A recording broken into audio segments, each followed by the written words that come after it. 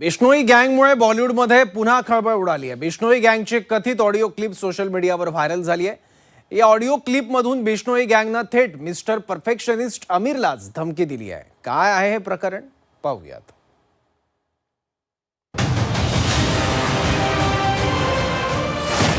आमिर खानला बिश्नोई गँगची धमकी।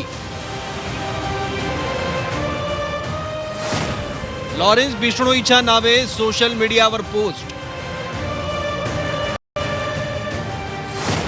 सलमान नंतर आता आमिर खान बिश्नोई गँगच्या रडारवर। बॉलिवूड आणि बिश्नोई गँगच्या धमक्या हे प्रकरण नवं नाहीये। आतापर्यंत बॉलिवूडचा दबंग सलमान खानला धमकवणाऱ्या बिश्नोई गँगनं आता थेट मिस्टर परफेक्शनिस्ट आमिर खान यालाही धमकावल्याची चर्चा रंगली आहे। आमिर खाननं केलेल्या तिसऱ्या लग्नामुळे तो बिश्नोई गँगच्या रडारवर आल्याचं बोललं जात आहे।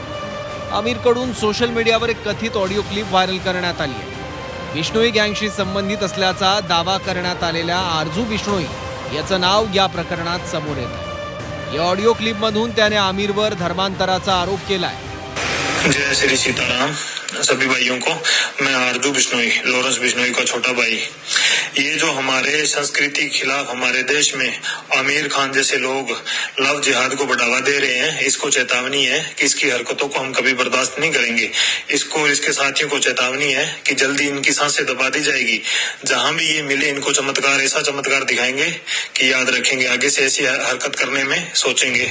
या पोस्टमध्ये आमिर खान विरोधात आक्षेपार्ह आणि धमकीची भाषा वापरण्यात आल्याचं दिसून येत आहे। या प्रकरणी मुंबई पोलिसांकडे अद्याप कोणतीही अधिकृत तक्रार दाखल करण्यात आली नाहीये। तसंच सोशल मीडियावर व्हायरल होत असलेल्या पोस्ट आणि कथित ऑडिओ क्लिपची सत्यता पडताळण्याचं काम पोलिसांकडून सुरू असल्याची माहिती आहे। पोलिसांनी जी माहिती दिलेली आहे त्यानुसार पोलिसांनी असं म्हटलं की आतापर्यंत आमिर खान किंवा त्यांच्या कुटुंबातल्या सदस्यांकडनं कोणतीही तक्रार जी आहे ती त्यांनी दाखल केलेली नाही किंवा माहिती दिलेली नाही। मात्र ज्या पोस्ट बघितल्यानंतर या पोस्टच्या आधारावरच पोस्ट कोणी केली आणि या पोस्ट करण्यामागे कोण आहे, कोण व्यक्ती आहे याचा तपास आम्ही सुरू केलेला आहे।